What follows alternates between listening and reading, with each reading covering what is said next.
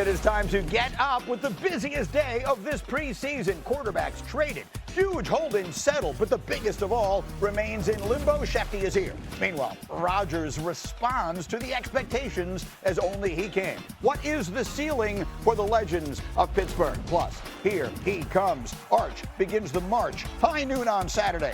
You will hear him tell you why he thinks the pressure is all on the opposite side. All that and more as we get up with you. Here we go. It is a Tuesday. Oh, back-to-back Schefter days. What more can you ask for than Schefter on back-to-back days? Tannenbaum is ready. The big man, Damian Woody, is here. We got Heather and Paul and a whole lot more on the way as well. Chris Fowler is going to be in studio, but let's begin with a wake-up call, shall we? The Major League leader in home runs. All hail the big dumper. Another 3-2.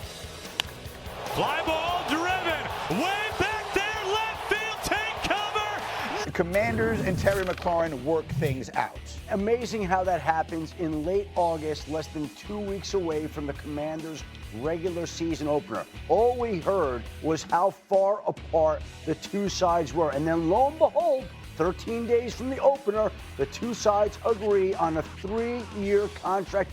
It really was quite a similar contract to the one on the table. Some adjustments were made, and Terry McLaurin winds up in Washington. The Commanders get the player that they need, and how one signing can help uplift the mood of an entire organization as it gets ready to play the New York Giants. Because you had been saying that despite the fact that the world views the Commanders as this team on the come-up, that there had been some vibes there that were a little questionable, and now, boom, just like that, maybe it all turns around. I think the team was a little bit off this summer. You had the Terry McLaurin situation hanging out over the entire organization, and now McLaurin signs. The wide receiver room gets boosted. Everybody feels better. The team that didn't look quite as sharp now all of a sudden has great hopes as it gets ready for the Giants. They play the Giants in what'd you say, 12 days, a week from Sunday. D. Wood, what is the ceiling for this Commanders team? Super Bowl. Super Bowl is on the table for the Washington Commanders, and primarily because of their quarterback. I think Jaden Daniels is going to be a superstar in this league. We saw what he did in his rookie year. It was an unprecedented rookie year by rookie quarterback. And so when you have him as a centerpiece, they've upgraded the offensive line. Obviously, trade for Laramie Tunsil being one of the pieces. You trade for Deebo Samuel, another piece added to that offensive side. And now you're talking about better protection, better run game, more explosiveness on the perimeter. And it all adds up to the Washington Commanders being one of these teams that we're going to talk about in the NFC representing that conference. Remember, they got hot late to get into the playoffs, then made a run all the way to the NFC Championship game. So, sometimes these things aren't linear. Do you expect them to be better? Absolutely. I think the McLaurin situation puts a ribbon on a great offseason. As the graphic was showing, they addressed their weakness, which was Jaden Daniels was sacked 47 times. So you add Laramie Tunsil, you draft Josh Connerly in the first round. Now you bring Terry McLaurin in. And Green, they were 5th last year in offensive efficiency. Now Jaden Daniels has an offseason with Cliff Kingsbury, their offensive coordinator. This is a 2-team race in the NFC East. It's them, it's the Eagles, and then draw a massive line. Do you see it that way, Schefter? Is it a 2-team race in the NFC East? I don't see it that way. I know that we look at it today as the Eagles and the Commanders, but this is the NFL. And in every single year, there are surprise teams. Now, I don't know whether the Giants or Cowboys are capable of rising up, but I do know that there hasn't been a repeat winner of the NFC East in over 20 years. And so this division has been highly unpredictable, unstable, and all these teams we look at today, it all seems so logical, and then the season starts, and then injuries happen, and then momentum swings, and things change. So I would never say that a division is shaping up to be 2 teams when the Giants and Cowboys, I think, are sneaky good. All right, fair enough. We'll come back to that part of it a little later. Let's get to one that I really didn't think was going to get done, or at least I was worried wasn't going to get done, and that's Trey Hendrickson in Cincinnati. And there's a theme there again, Greeny. We heard all summer how far apart these teams were, these sides were, and in the end, they reach a compromise that allows Trey Hendrickson to get a $14 million raise this season, which you don't ever hear about a player getting. He becomes an unrestricted free agent after this year. He can test the free agent market if the Bengals don't tag him, or even if they do. And the Bengals don't have to give him one of these $100 million guarantees on a multi-year deal because they're able to give him a $14 million raise for 1 year of work. Tannenbaum had a good day yesterday. I will pat you on the back so you don't have to do it. He said they should trade Kenny Pickett to the Raiders. They did that. We'll get to that a little bit later. You said they got to find ways for both sides to feel like they won a little bit on these hold-ins, if you will. And they did that in the case of Washington, and they got it done in Cincinnati. That's right. So for Cincinnati, you have your key player back, you give him a raise, but you're basically $11.5 million below where TJ Watt is. So that's really good for Cincinnati. It's not ideal because you don't have him after this year. And Greeny, from Trey Hendrickson's standpoint, you just got a $16 million raise, and you didn't have to give up, a subsequent season. Adam and I were talking about it this morning. Roughly, it's about $34.5 million next year if they were to franchise Trey Hendrickson, which is more than what it would be otherwise. So to me, it's a win-win, and now you have a key player back. So this team was in contention to the final Sunday of the season because the offense was so good, but the defense was so bad, even with Hendrickson. And this preseason, for whatever that's worth, they've looked even worse.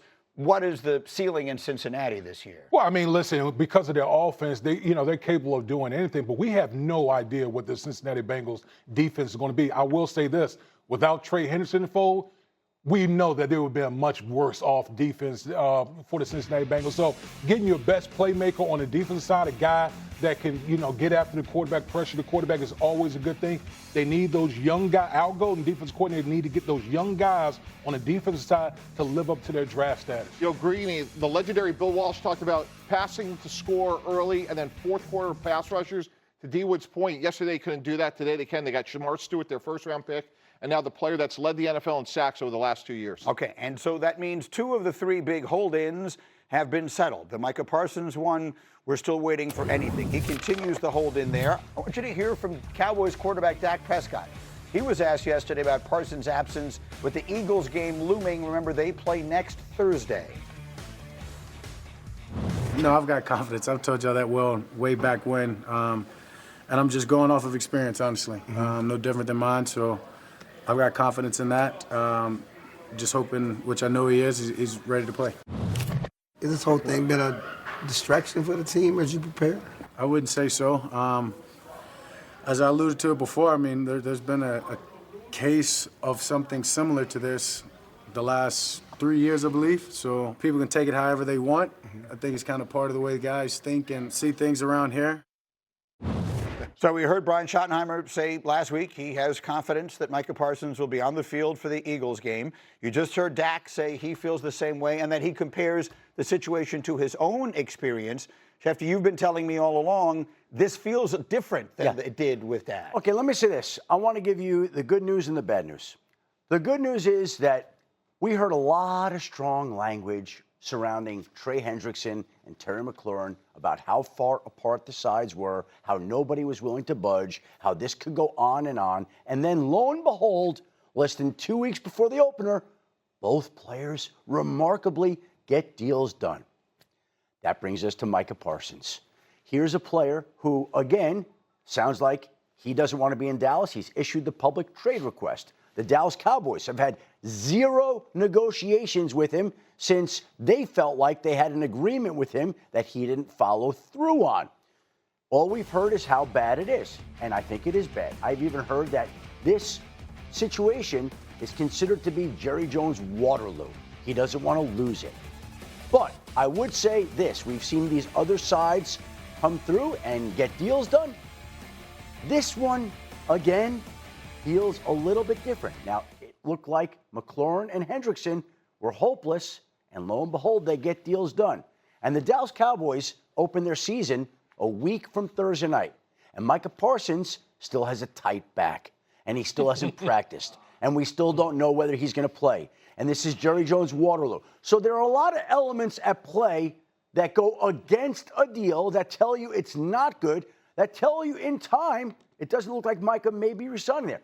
But the hope is if Trey Hendrickson could get a deal done in Cincinnati, if Terry McLaurin could get a deal done in Washington, then there has to be a way for the Dallas Cowboys and Micah Parsons to bridge their differences somehow, as vast as they are, and get a deal done. The Battle of Waterloo ended the Napoleonic Wars once upon a time. It was the end of Napoleon. Will they be the end of Jerry Jones or Micah Parsons or one? You said to me yesterday, find a way to make both sides happy. In this case, I'm not sure it works because Jerry thinks they had a deal and he feels wronged. And if I'm Micah Parsons, I'm not taking 1 cent less than TJ Watt got. 2 years, $84 million. Both sides win, both sides lose.